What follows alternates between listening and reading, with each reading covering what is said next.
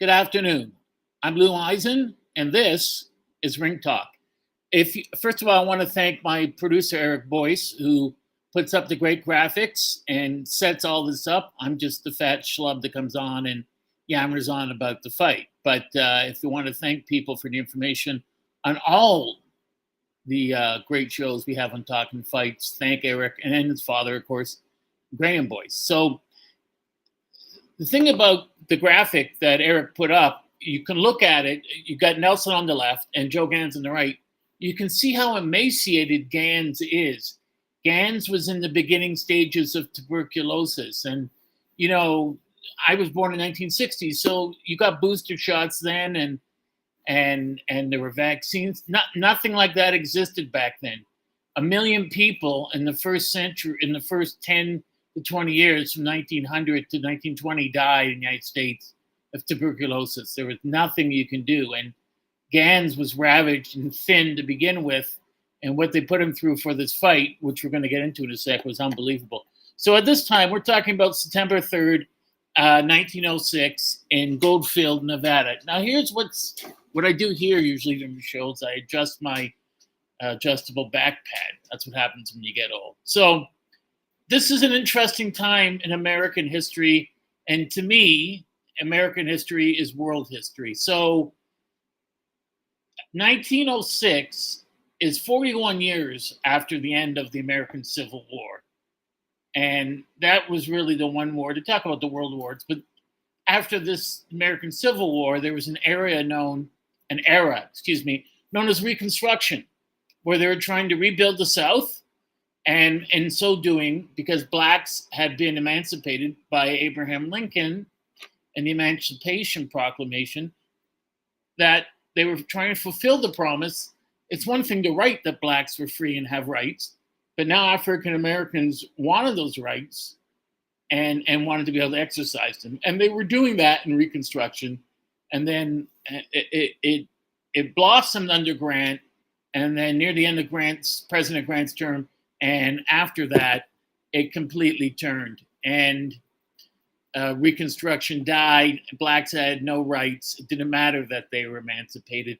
They were really nothing more, not nothing more, but in the eyes of racist whites, and that racism still sadly persists to this day, they were looked at as indentured servants. So you may have been a slave on a plantation, and now instead of being a slave, you were earning $1 or $2 a week.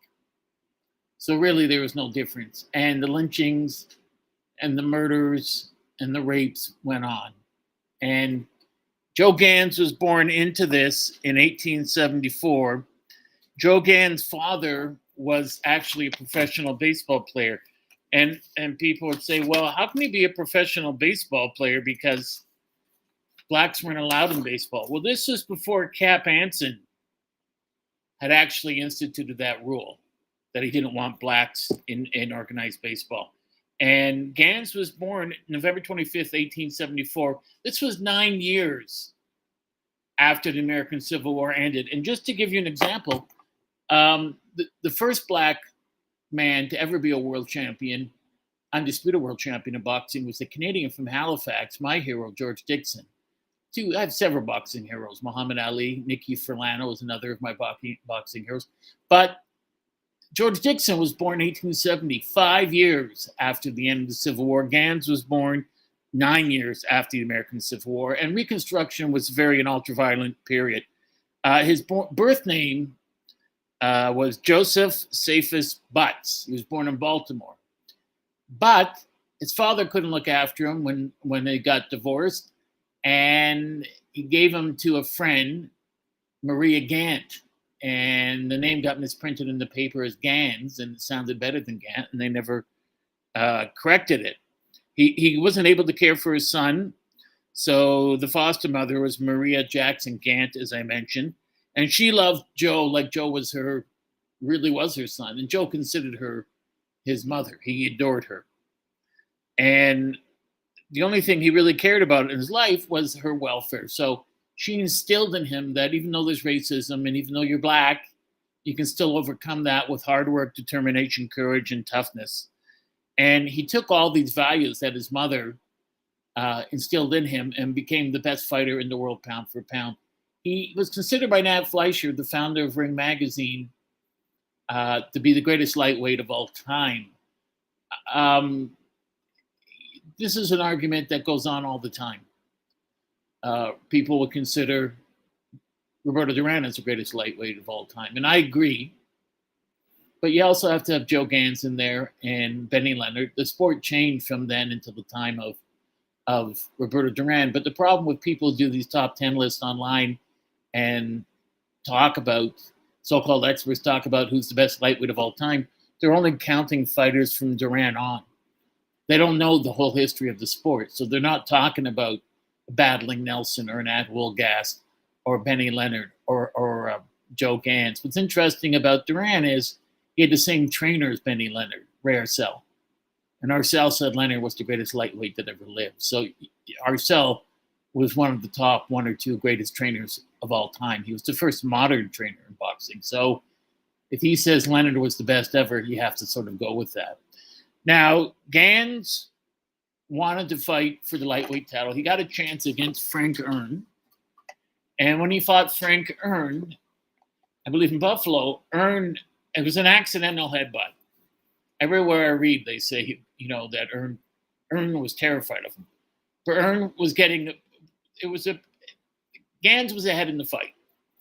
But Ern headbutted him, and it was a horrible gash. We've seen those gashes, on various fighters, and the blood was just gushing into Gans' eyes. His corner said, "We can't stop it." And the doctor there said, "You're going to lose your eye." So Gans did the smart thing and quit. People didn't care, being bigoted at the time. Ern said, "I gave him a chance. He quit, so he doesn't get another chance." So what does Gans do? Gans had a manager named Al Herford, who, as I said in my upcoming book, Boxing's Greatest Controversies, he belongs in high on the dung heap of boxing managers. Al Herford was a bigot and a criminal who serially abused black fighters physically and especially financially. He stole about 95% of Gans' purses, which is why, Gans was indigent for most of his life, because Herford just took all his money. And when Gans fired him, he banned Gans, and Gans couldn't get a fight. So if Gans was supposed to get $5 or $10,000 for a fight, he might get $1,000 or $2,000 if he was lucky. The rest was stolen by Herford, even though there was a contract. And even though they had a written contract that Gans was to get $8 or $9,000, could have gone to court, still would have lost. They were all bigoted. Nothing you could do about it back then. So Gans knew that he had to get a fight with Ern, but Ern wasn't going to give him another fight. And then he got together with Terry McGovern, which is what I cover in my book. And Gans was friends with McGovern, who was not bigoted. And McGovern's manager, Sam Harris, who was a Broadway producer, got together with Al Herford, and Gans agreed to throw the fight against McGovern. Gans was 5'6", 5'7". McGovern was 5'2", 5'3". Gans was bigger, stronger, heavier, much harder hitter, better chin. And McGovern dropped him something like 8 times in 2 rounds. This was 1900. Boxing was banned in Chicago at that time until Joe Louis came and won the world title in 37, almost 40 years. So actually, sorry, it was banned until Dempsey fought Tunney in Chicago. My mistake. So that would have been 26 years. So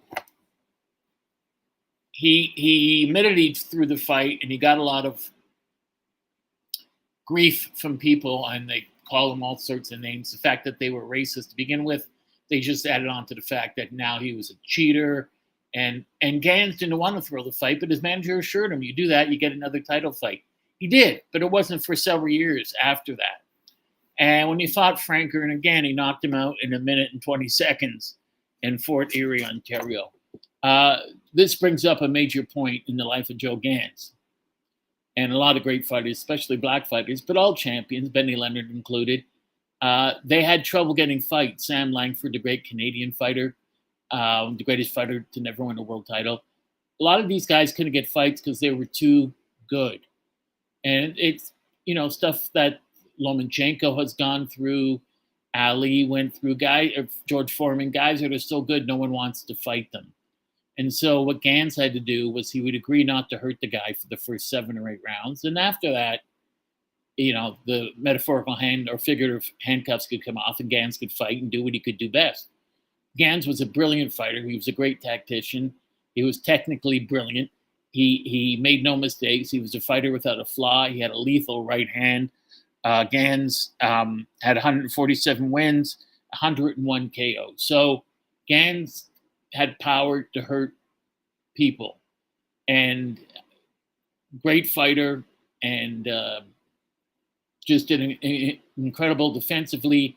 He pioneered the shoulder roll, a good 100 and something years long before Floyd Mayweather ever did it. Gans was very hard to hit with a flush shot, which is why a lot of white fighters such as Nelson were headbutting him and thumbing him and elbowing him, holding him and butting him, stepping on his feet, spitting in his face, kicking him, biting him. They did all that to slow him down. And the referees, of course, let it all go by. So Gans is now the world champion. He's beaten Frank Hearns. Battling Nelson is coming up in the ranks. There's 8 years difference. And by the time they fought for their title fight in 1906, Gans is probably past his prime. He was 31 and Nelson was 24, and Nelson was just entering his prime. Nelson had claimed the world title several years before when he fought Jimmy Britt. And the thing is, Britt wasn't the world champion. Britt was the white world champion, because people just said, well, that's it. No more Joe Gans. I mean, these bigots who ran the sport thought they could do that. They actually thought we could just get rid of Gans by declaring a white person to be champion, even though it has no basis in evidence. And of course, this goes on all the time now with today's criminal regulatory bodies. So these two guys are fighting, and Gans is continuing to defend his title, and they signed a fight in Goldfield, Nevada. It was a big fight, and it was one of the biggest fights and one of the first major fights of Tex Rickard's career. Tex Rickard, who died in 1929 from a gangrenous appendix, was the first great promoter in the sport. He prospered by moving to Argentina and making millions off of raising cattle. And Argentinian cattle is still prized to this day, and that's mainly because of Rickard. Moved to the Yukon, where he ran a saloon and took advantage of the gold boom. Didn't go looking for gold, but they knew his saloon was a safe place where all the games are above level, all the casino games, and that you could hide or store your gold and money with him, and he'd be sure to give it back to you when you wanted it. And he made a fortune doing that. He made it and lost it in gambling himself. Then, moved down to Goldfield, Nevada when there was a gold strike there, made money there. He had the only house in Goldfield, Nevada that had indoor plumbing. So he was originally from Texas. He was a real wildcatter. He really took a lot of risks. He was married with a young daughter. He died of tuberculosis, and his wife died shortly after from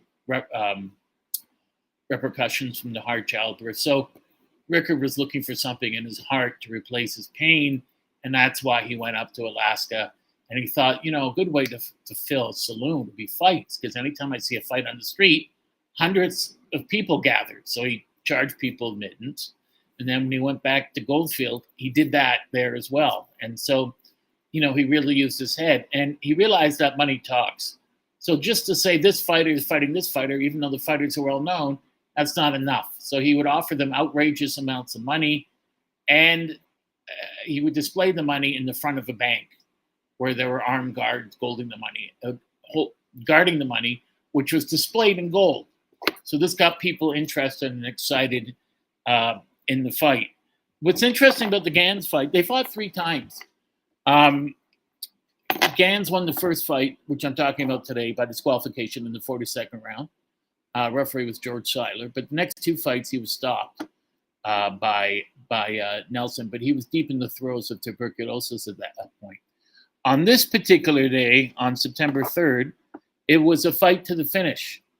People listed often as a 45-round fight, but it wasn't really a 45-round fight. It almost lasted 45 rounds, but it wasn't a 45-round fight. It ended in the 42nd round.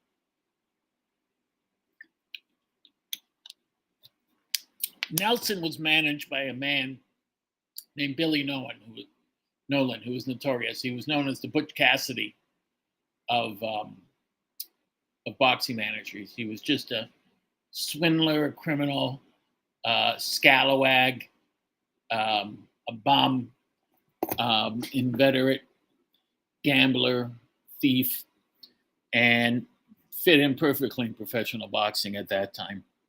And Gans, who by 1906 had trouble making the weight limit, by the way, was 133 for lightweight, not 135 as it is today. And Gans, as he got older, like a lot of us, had trouble making weight. He usually walked around at 147. He was 5'6" and a half.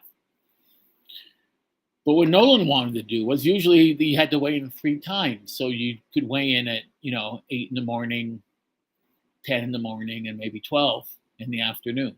And then you had 3 or 4 hours or however long until fight time to rehydrate. He wouldn't allow that, Nolan. Gans had to agree. I mean, Nolan said to him, because you're an N-word, you have to do this. And Gans couldn't say anything. And not only could he not say anything, but his manager, Al Hereford, didn't stand up for him at all. He didn't care. All he's thinking about is getting his money. In fact, Hereford made so much money off of Gans because he would bet on him to win.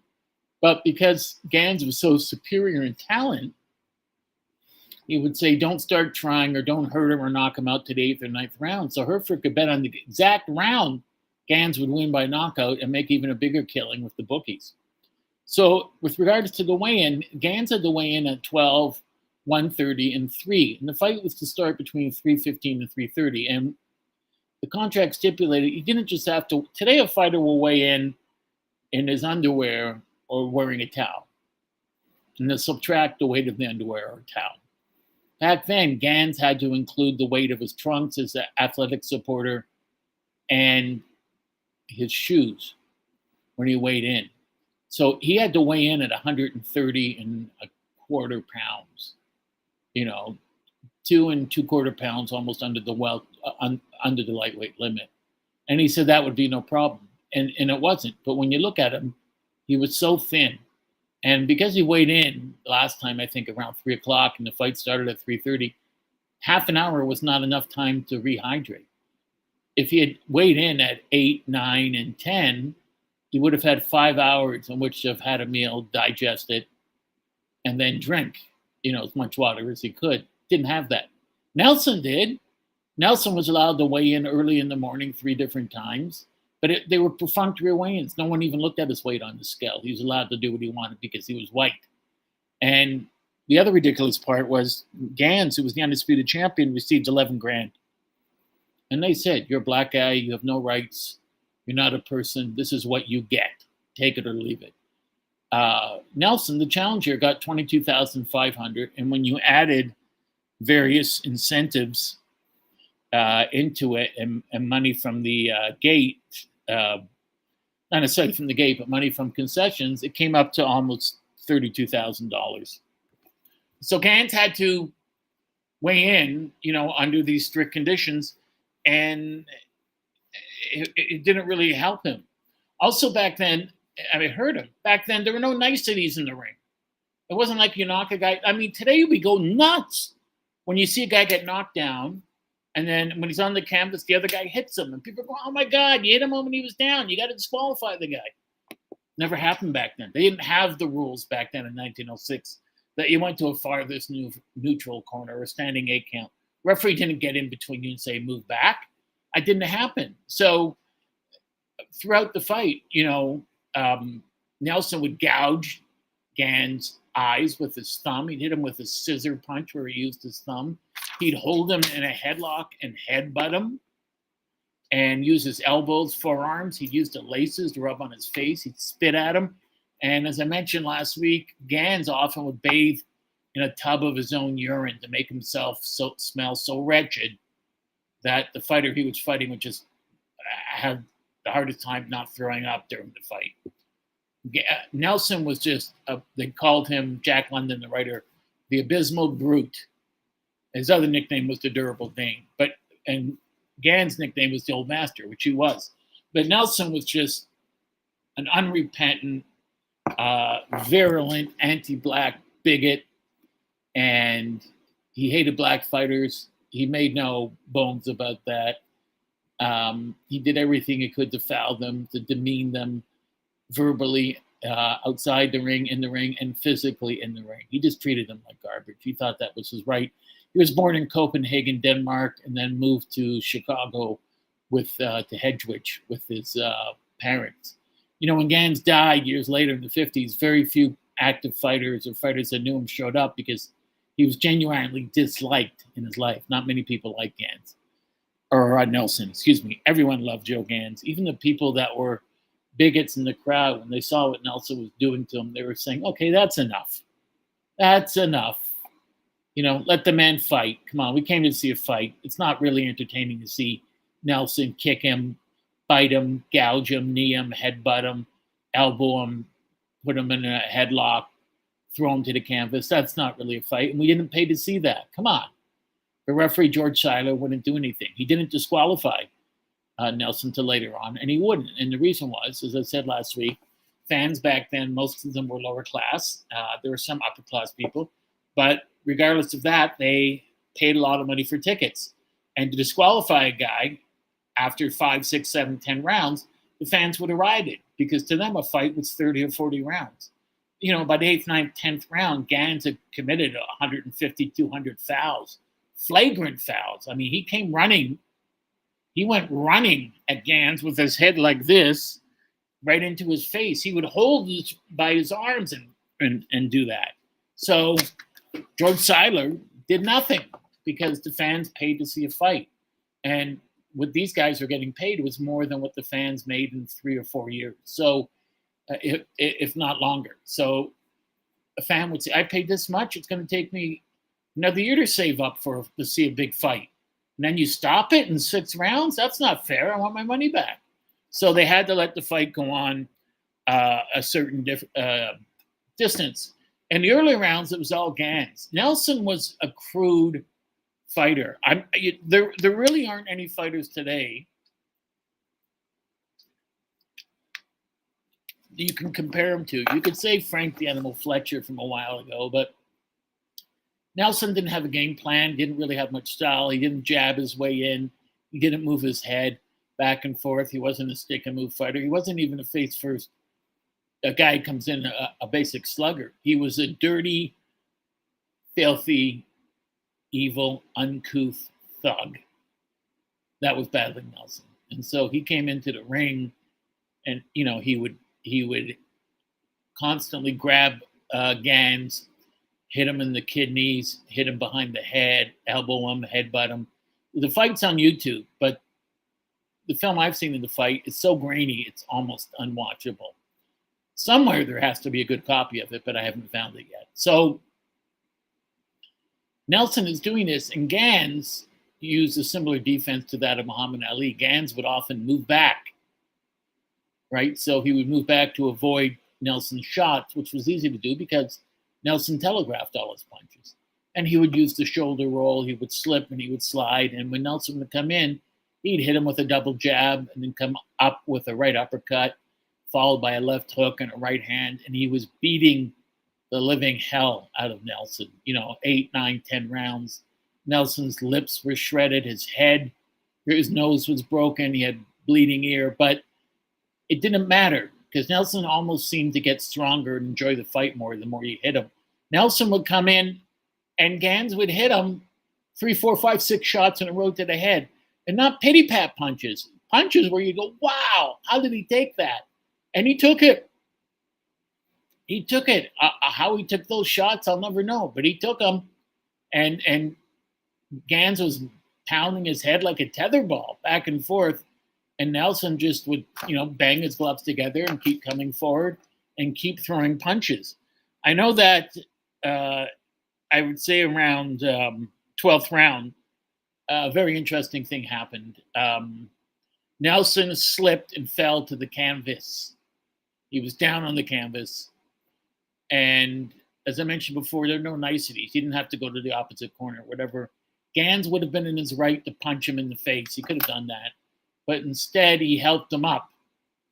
And Ify, I'm glad you like this. And Gans helped Nelson up with both hands. Nelson accepted it, and then repaid him by grabbing his head and headbutting him. And the thing was, he did knock him down later in the fight, but when Gans knocked him down, he really hurt him. He hit him in the 15th, I believe it was, with the right hand. And during the 15th, Nelson was elbowing him and headbutting him, kneeing him. Gans managed to wrangle himself free, create some distance with his jab, come over with a thunderous right hand, and it spun, almost took Nelson's ear off. It spun him around, and he went down on the canvas. And everyone in the arena in Goldfield thought, that's it, he's done. And he got up at the count of 2. He couldn't wait to get in. He was almost indignant when a punch missed him. That's how much punishment he could take. And he was seriously hurt at that time. I mean, he was pounded. But, he also had Nelson out numerous times during the fight, out in his feet, where Nelson eyes rolled, and you could see that every punch he landed, that Gans was landing over and over and over, was directing him in a different position. So Gans would land the left hook, and he'd hit him, and the left hook would hit him here on the right, and it would spin him around, and he'd land the right hook and spin him around the other way. Nelson just soaked it all up. Gans couldn't believe it, and the fans couldn't believe it. They were thinking, how much punishment could a man take? And, of course, a guy who fights like that has a short shelf life. While it's there, it's exciting. But in the end, it's the law of diminishing returns. You also have to remember, one reason Nelson could take it was he was 24. He was just coming into his prime. And Gans was 31 in the beginning throes of tuberculosis, and he was just a little bit past his prime. But he was fighting his best. At the end of the 15th round, Nelson's left eye was closed. He was bleeding from both ears and his mouth and his nose, and he had numerous cuts on his face. I mean, the audience, the crowd in attendance thought, he's either going to be knocked out or killed, but he's not leaving here alive. So, as I mentioned before, Nelson was born 1882, June 5th, and 7 years younger. Gans did everything he could during that fight, used all of his skill to defeat Nelson, to outsmart him. And you see on the tape they clinched quite a bit, but you could see Gans was the bigger man.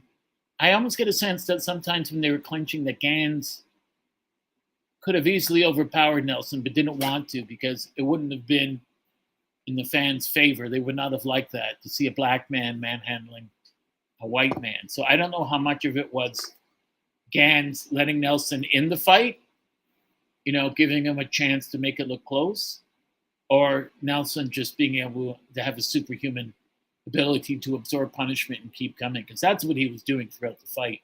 And it became a war of attrition. How many fouls could Gans take, as opposed to how much actual real punishment could Nelson take? And you're thinking, it was so hot, they said, it was like opening a hot oven and trying to breathe with that warm, steamy hot oven air coming onto you. And that's they fought in 120 degrees or whatever it was, 110. And it was very difficult to breathe. And Gans, beginning tuberculosis, was even more difficult for him. He's gulping air, he's drinking water. Back then, a lot of times up until recently, they'd spit the water out, not realizing that you're probably better taking it in, because you're dehydrating tremendously during a fight. And also, especially in that heat, you're dehydrating. And you see in between rounds, each fighter has 4 or 5 guys fiercely waving towels at them, while another person is holding an umbrella over them to protect them from the sun. So Gans is clinching after he's being fouled. He's hitting Nelson uppercuts on the inside. He's pounding him to the belly. But really, he's tearing his face up, his nose up. And Nelson just keeps taking it. He refuses to be beat. He keeps coming after Gans. He figures Gans is 7 years older. Yeah, he had to know Gans was a sick man. Gans had the disadvantage of having to weigh in just before the fight. So he was losing weight rapidly. He was losing strength. But still, at times, as the fight went on from the 10th to the 15th to the 20th to the 25th round, Gans would have his brief moments, his spurts, where he would show his magic in the ring and he could pull out the round. But the longer the fight went on, the more Nelson kept grinding him down. Nelson kept, as I said, using all the foul tactics, digging shots into his kidneys, into his liver, trying to thumb his eyes, trying to gouge his eyes, headbutting him, elbowing him, and referee George Seiler doing nothing about it. And Gans, being the gentleman that he was, didn't complain, knowing that if he complained, it wouldn't have done anything anyways. But even though most of the fans in the audience wanted Gans to lose, eventually his humanity and his refusal to complain under the most adverse of conditions won over a lot of even the most vile, bigoted fans. And they started screaming at the referee to start warning Nelson. And it wasn't until the 15th round, I believe, where referee George Scheider just said to Nelson, tapped him on the shoulder and said, stop the headbutting. Just stop it. And of course, Nelson just ignored him. He didn't care. There were no rules in boxing as far as he was concerned. It was a fight. Today, we know a fight as a professional prize fight. To Nelson, it was just beat the man to death, kick him, bite him, headbutt him, thumb him, gouge him, step on his toes, spit on him, knee him in the crotch, whatever you can do to win. That was Nelson. And the fight goes on for 20 rounds, 25 rounds. It keeps going on and on and on. And it was difficult because he's a man who's losing strength in the ring. He's not in good health, but he's determined to win, and he keeps hanging in there. And they're both wondering what is holding each other up. So we get to the 30th round, and in blazing heat, 35th round, and people are starting to think the fight should be stopped because Nelson's eyes are closed. I mean, he's got to be turned by his corner in the right direction. So sometimes, when your eyes are closed, you can sense where someone is or someone's moving. And that's basically how he sensed Gans. Gans would hit him, so he knew where the punch was coming from, and he raced after him. But he was just getting beaten to a pulp severely. And because of that, his eyes were closed. He couldn't see. He's losing a lot of blood, but he doesn't care because to him, it's who comes out on top in the end. And while this is going on, when he's clinching with Gans, he's jumping up to headbutt him. He's lacing him with the gloves. He's hitting him on top of the head. He's bringing his knee up to his crotch. He's hitting him low. He'll put him in a headlock and hit him in low 3 or 4 times.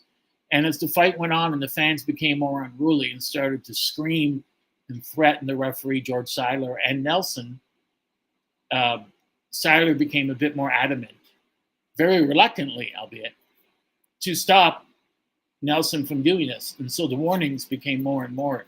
You have to stop doing this. You're losing every round, but you can't keep fouling him. If you keep fouling him, you're going to lose. I'm going to disqualify you. And Nelson just said, there's no way. You're not going to disqualify a white man fighting a black man. Black man has no rights. So therefore, you cannot disqualify me. And he didn't say that, but that was his opinion. And that was everyone's opinion back then. That's the way the sport was run back then. And so they kept fighting and fighting, 30 rounds, 35, 36, 38th round, 40th round. They come out for the 41st round. They're both exhausted. They can both barely move. Gans is literally dying from tuberculosis. Nelson is beaten to a pulp. How he lived is beyond anyone's knowledge. The fight should have been stopped a long time before, although Nelson just refused to let the fight be stopped. But unlike today, a fighter could do that back then. It wasn't really the referee who could do that. He should have, but he didn't. We get to the 42nd round, and when you watch the tape, it ends quickly. They're fighting in close, and they're clinching, and then they move to the side ropes, and they're fighting, and Gans just goes down, rolls over, grabbing his crotch, and Seiler waves it off, and he disqualifies him. Disqualifies Nelson. And people were happy in the audience, but they were shocked. Nelson was furious. Gans didn't really know. He was insensible at that time, or insensate, because he'd been hit so hard in the testicles, and he was so exhausted, and he's trying to catch his breath. They had to put ice on his testicles to help revive him. It took him a long time to get to his corner and to be helped and carried back to his dressing room.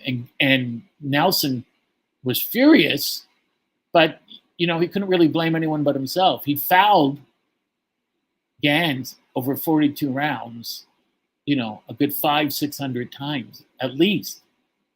I mean, you can't imagine that going on today. But then again, a fight wouldn't last that long today. Yes, you're right. I feel most of the fight was fought in close with many body exchanges. So when you watch the fight, there's very few times when there's distance between them. And at times it's frustrating because they're holding each other. And as they're holding each other, they're fighting while they're clinching. They're throwing body shots. And Gans was the bigger man and the stronger man. Nelson was durable and a much dirtier fighter, and everything went with him. But Gans was the stronger man, and his punches wore Nelson down, destroyed Nelson's face, and just savaged Nelson's ribs. Nelson, his advantage was the fouls. It was purely the fouls. The fouls, the headbutts, the thumbs, the gouges, stomping on his toes, the elbows, all of that was taking effect, lacing his eyes on Gans. But he wasn't complaining like a lot of fighters do today and turn to the ref. He knew that was his lot. That was a lot of black fighters back then, and he had to take it. So the fight's over, and Gans wins lying on the canvas after 42 rounds. I think the fight was like 118 minutes or something. I mean, it was a long, 120 minutes. It was a long fight.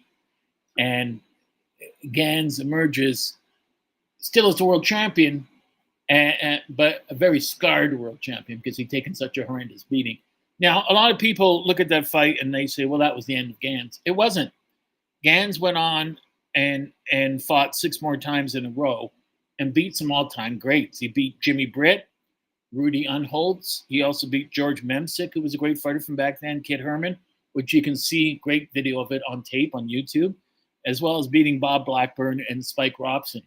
So they fought again 2 years later, and this time it was in Coleman, California, and Nelson stopped them in 17 rounds. By that time in 1908, just 2 years before he died, before Gans died, Gans, in 1908 was the year George Dixon died, penniless too, at the age of 37. Gans went 17 rounds. He really had tuberculosis then, and he was suffering, and he still managed to go 13 rounds. And of course, unfortunately for Gans, the referee was the worst, I think, outside of Lawrence Cole in the history of boxing, Jack Welch, who was a house referee for Volgast, and he allowed fighters to especially white fighters, to foul black fighters. And any fighter that bought him off. Welch was always for sale, just an out-and-out criminal. Nelson made sure that he paid him enough that he would ignore all the fouls, and he was able to stop him. Gans in the 17th round. It's sad. One of my favorite pictures in boxing, and it's in a book by Arne Kane Lang, and it's about boxing. It's about the Nelson Wolgatz fight in boxing in California and San Francisco in that era. It shows the most remarkable boxing photo outside of Ali over Liston that I've ever seen, which is a photo, and sitting side by side are Joe Gans, looking unhappy or serious, Barbados Joe Walcott, and George Dixon, the first 3 black men and 3 of the greatest fighters to ever walk the face of this earth to be world champions. Dixon was the first. Dixon, of course, looks terrible. He's broke. He's got a odd white hat on. His clothes are tattered. None of them look happy because they've all been ripped off. Dixon was ripped off and mistreated by his criminal-minded manager, Tom O'Rourke, whose sister Dixon married. And they tried to help out Barbados Joe Walcott, but ripped him off. All 3 of those guys ended up indigent and pretty well homeless. So after he wins the 6 fights, after winning the disqualification against Nelson, as I said, he loses to Nelson, and then he fights him just 2 months later, and he was knocked out in the 21st round of a fight that was scheduled for 45 rounds. And after that fight, he fought once more. That was it. Gans tuberculosis had consumed him. he lost the news. He earned a newspaper decision over a guy named Jabez White, and this was in New York, March 12th, 1909. And he died in 1910. Unfortunately, he had gone to I think Arizona or somewhere in California to help with his tuberculosis, but he wanted to get home and see his family before he died, and he never made it. He was being transferred to Baltimore and died on the way there. Died in 1910, 2 years after the great George Dixon died, and it was sad. He was a great man. He was a gentleman. There was a statue of him at New York's Madison Square Garden for a long time, and people would rub the knee of the statue when they walked in. Fighters would for good luck. We don't know where that statue is now. Nelson went on to fight for much longer. After winning the title against him, he went and fought and was champ for 2 more years until he came up against a whirlwind named the Michigan Wildcat, as I covered last week, Ad Wolgast, who beat him to a pulp. And then not too long after that, he took on the power-punching Brit Owen Moran, who knocked him out cold. And Nelson kept fighting and fighting and fighting, winning as much as losing as much as winning. His last fight was for the world title against the sublime and supreme Freddie Welsh, who won every round in a 10-round fight. The only way Nelson, they said, could win was if he could stop him within 10 rounds. But Welsh was such a great boxer. Nelson was said to have landed only 6 punches of consequence in 10 rounds. Nelson, after his career, ended up destitute because he was a vile person. He tried different businesses. You know how they had, when I was a kid, they had the Bozo the Clown punching, not a punching bag, but that thing that stood on the ground, you push it and it would come back. They had Bozo the Clown, different ones. Well, he had one, and it was supposed to be a black person that you could hit, and promoting racial violence towards black people. And he had thousands of them made and sold none. And then he had some, since it was the Second World War, made of Kaiser Wilhelm, sold none. And he went into various businesses, but he was broke. They all went under. He was a thoroughly dislikable person.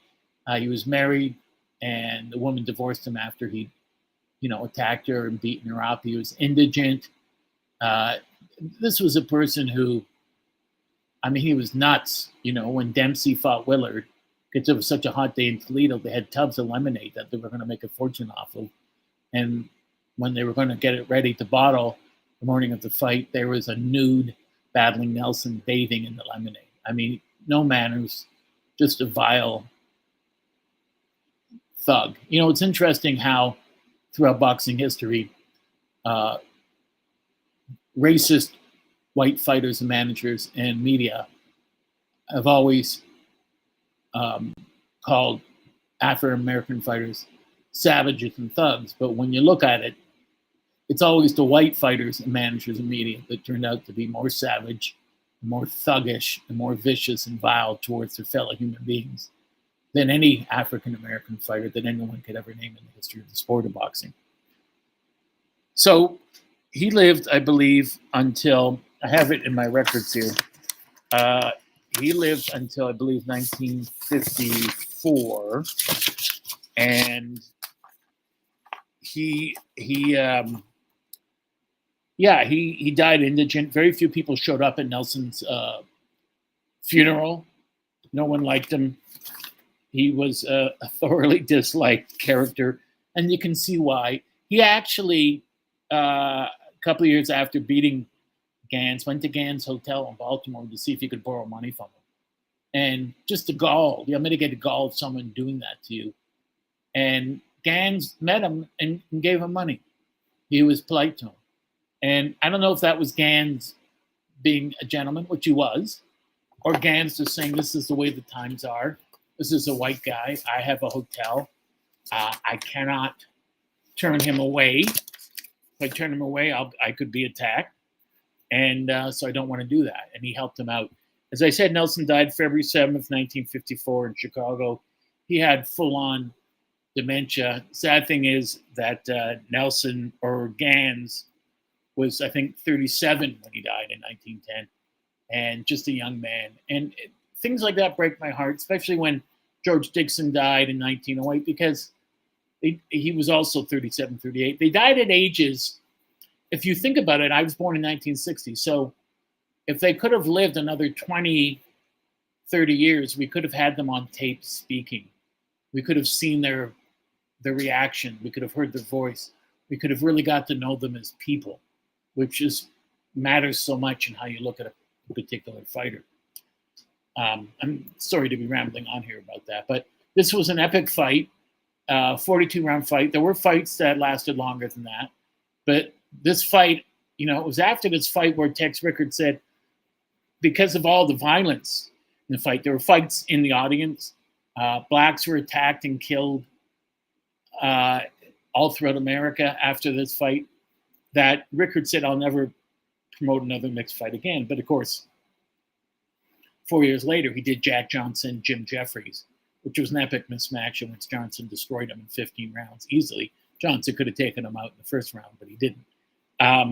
Joe Gans has to be, when you rate the greatest fighters of all time pound for pound, people will now say Sugar Ray Robinson, Willie Pep, Muhammad Ali, Floyd Mayweather.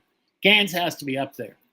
As I said earlier at the beginning of the broadcast, most historians today, they don't include guys from that era. They don't know anything about them. They don't know how skilled they were. Where do you think all these moves and the shoulder roll and all the, and Lomachenko stuff, where do you think that came from? That didn't just appear out of the ether.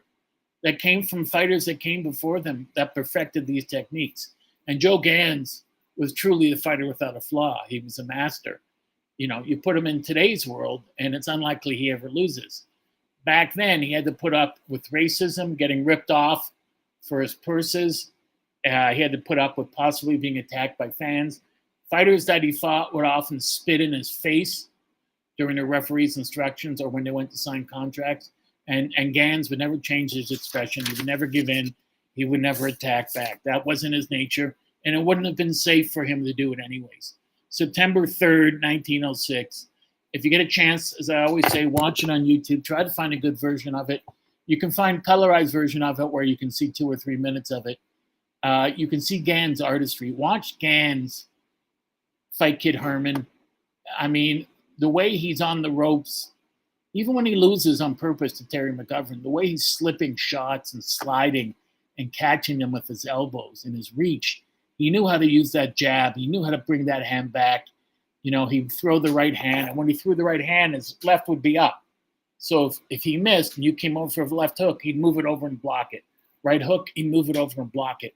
He was perfectly trained. He knew what he was doing at all times. There was no wasted motion in the ring. He had the best ring geography and field of vision in the ring of any fighter that ever lived. He knew exactly where he was in proportion to, in ratio to his opponent and to where the ropes were. So he always knew where he was. He always knew the distance. He was a master of distance and range, which made him so difficult to hit.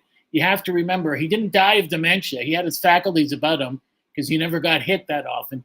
What he died of was from tuberculosis, unfortunately, which was a scourge that took over 1 million lives. So in that time period, this was a great fight. Nelson, whom, as you can tell, I don't particularly like, still is in the Hall of Fame. He was the world lightweight champion.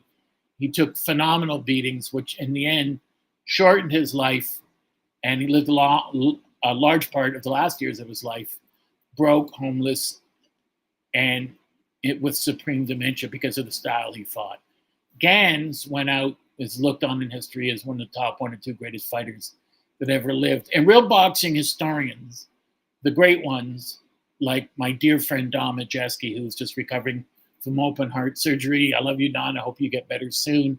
And Thomas Hauser and Douglas Fisher and all these other people that I like, William Detloff, Nigel Collins. They know the real history of boxing.